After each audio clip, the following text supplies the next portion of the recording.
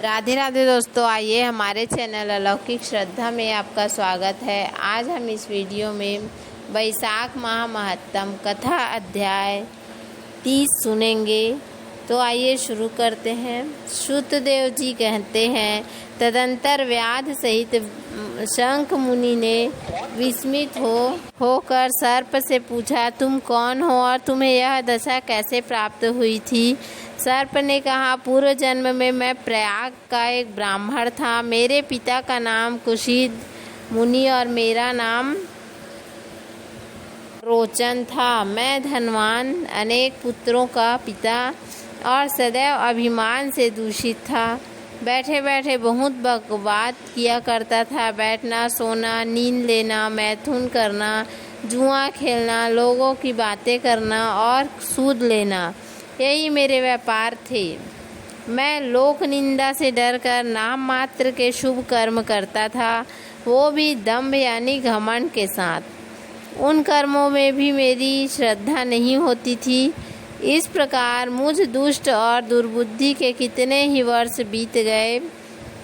तदंतर इसी वैशाख मास में जयंत नामक ब्राह्मण प्रयाग क्षेत्र में निवास करने वाले पुण्यात्मा द्विजों को वैशाख मास के धर्म सुनाने लगे। स्त्री, पुरुष, क्षत्रिय, वैश्य और शूद्र सहस्त्रों श्रोता प्रातः काल स्नान करके अविनाशी भगवान विष्णु की पूजा के पश्चात प्रतिदिन ब्राह्मण जयंत की कही हुई कथा सुनते थे। वे सभी पवित्र एवं मौन होकर उस भगवत कथा में अनुरक्त रहते थे। एक दिन मैं भी उत्सुकता के कारण वहाँ क्या हो रहा है ये देखने की इच्छा से वहाँ श्रोताओं की उस मंडली में जा बैठा। मेरे मस्तक पर पगड़ी बंधी थी, इसलिए मैंने नमस्कार तक नहीं किया और संसारी वार्तालाप में अनुरक्त हो कथा में विघ्न डालने लगा।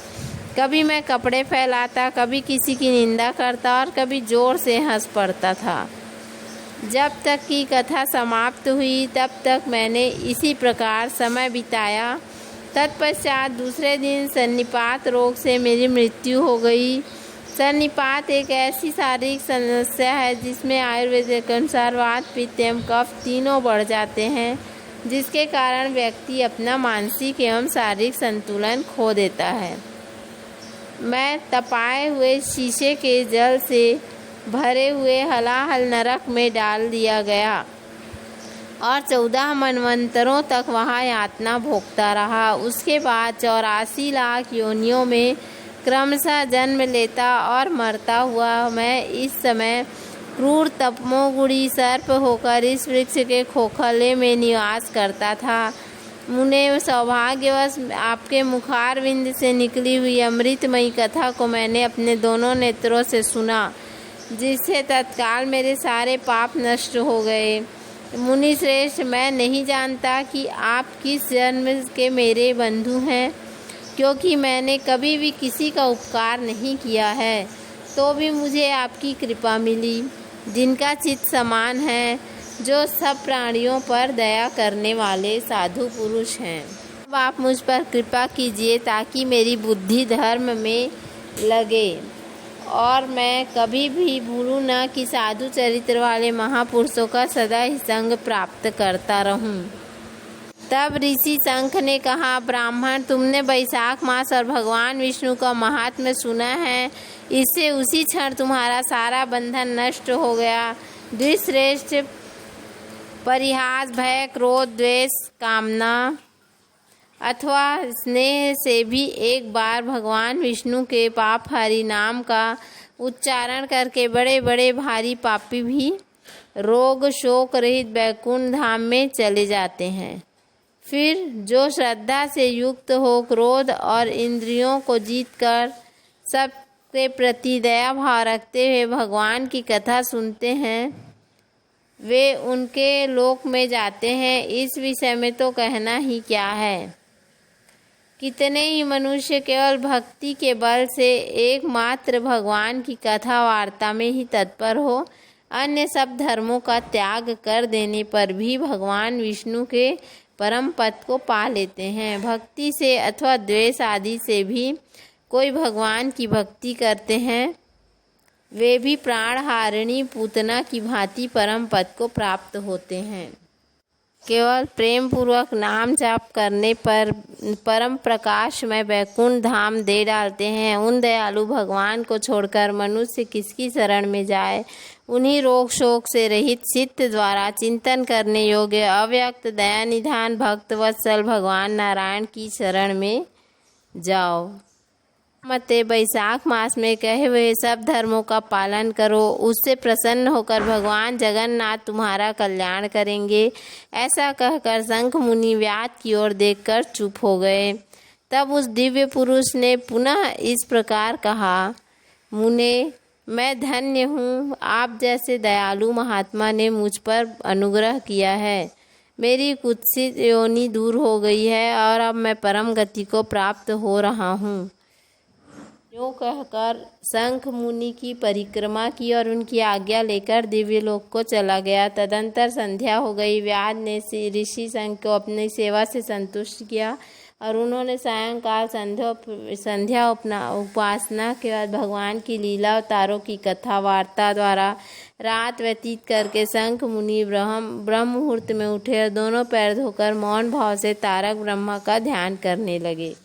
तत्पश्चात शौच आदि क्रिया से निवृत्त होकर बैसाख में सूर्योदय से पहले स्नान किया और संध्या तर्पण आदि सब कर्म समाप्त करके उन्होंने हर्षयुक्त हृदय से व्याध को बुलाकर उसे राम इस 2 अक्षर वाले नाम का उपदेश दिया, जो वेद से भी अधिक शुभ कारक हैं। उपदेश देकर इस प्रकार कहा, भगवान विष्णु का एक एक नाम भी संपूर्ण वेदों से अधिक महत्वशाली माना गया है। ऐसे अनंत नामों में से अधिक है भगवान विष्णु के सहस्त्र नाम के समान कोई राम नाम नहीं माना गया है। इसलिए व्याध, तुम निरंतर राम नाम का जप करो और मृत्यु पर्यंत मेरे बताए हुए धर्मों का पालन करते रहो। धर्म के प्रभाव से तुम्हारा वाल्मीकि में दूसरा जन्म होगा और तुम इस पृथ्वी पर वाल्मीकि ऋषि के नाम से प्रसिद्ध होगे। व्याध ने मुनीश्वर शंख की दक्षिण दिशा की ओर प्रस्थान किया। व्याध ने भी शंख मुनि की परिक्रमा करके बार बार उनके चरणों में प्रणाम किया और जब तक वे दिखाई दिए तब तक उन्हीं की ओर देखता रहा। ने बैसाख युक्त धर्मों का पालन किया। जंगली कैद, कटहल, जामुन और आम आदि के फलों से राह चलने वाले थके मांदे पथिकों को भोजन कराता था। जूता, चंदन, छाता, पंखा आदि चारा तथा बालू के बिछावन और छाया आदि व्यवस्था से पथिकों के परिश्रम और पसीने का निवारण करता था। प्रातः काल स्नान करके दिन रात राम नाम का जप करता था। इस प्रकार धर्मानुष्ठान करके वह दूसरे जन्म में वाल्मीकि का पुत्र हुआ। उस समय वह महायशस्वी वाल्मीकि के नाम से विख्यात हुआ। उस वाल्मीकि जी ने अपने मनोहर प्रबंध रचना द्वारा संसार में दिव्य राम कथा को प्रकाशित किया, जो समस्त कर्म बंधनों का उच्छेद करने वाली है। रुद्रदेव जी बोले, मिथिला पते देखो, बैसाख का महात्म्य कैसा ऐश्वर्य प्रदान करने वाला है, जिसे एक व्याध भी परम दुर्लभ ऋषि भाव को प्राप्त हो गया। बैसाख मास में व्याध के सिर्फ जूता दान करने से दुर्लभ ऋषित्व प्राप्त हुआ। यह रोमांचकारी उपाख्यान सब पापों का नाश करने वाला है। जो इसे सुनता और सुनाता है वह पुनः माता के स्तन का दूध पीने वाला नहीं होता। उसे मोक्ष प्राप्त होकर उसका संसार में फिर जन्म नहीं होगा। इस महात्म्य को पूरी रीति से वर्णन करने की सामर्थ्य तो ब्रह्मा जी की भी नहीं है। पहले कैलाश के शिखर पर बैठकर पार्वती जी ने महादेव जी से पूछा, तब महादेव जी 100 वर्ष तक यही कथा कहते रहे तो भी पूरी न हुई, तब असमर्थ हो चुप हो गए। बैसाख मास के उत्तम महात्म्य का पूरा वर्णन रोग शोक से रहित जगदीश्वर भगवान नारायण के सिवा दूसरा कौन कर सकता है। पहले सब ऋषियों ने मनुष्यों के हित की कामना से थोड़ा बैसाख महात्म्य का वर्णन किया, परंतु हे राजन, किसी ने अंत नहीं पाया। असमर्थ होकर सब बैठ गए। तुम भी बैसाख मास में दान आदि उत्तम कर्म करके निश्चय ही तुम्हें भोग और मोक्ष की प्राप्ति होगी। इस प्रकार मिथिलापति जनक को उपदेश देकर श्रुतदेव जी ने उनकी अनुमति ले वहाँ से जाने का विचार किया। वस्त्र, आभूषण, गौ, भूमि, तिल और स्वर्ण आदि से उनकी पूजा और वंदना करके राजा ने उनकी परिक्रमा की।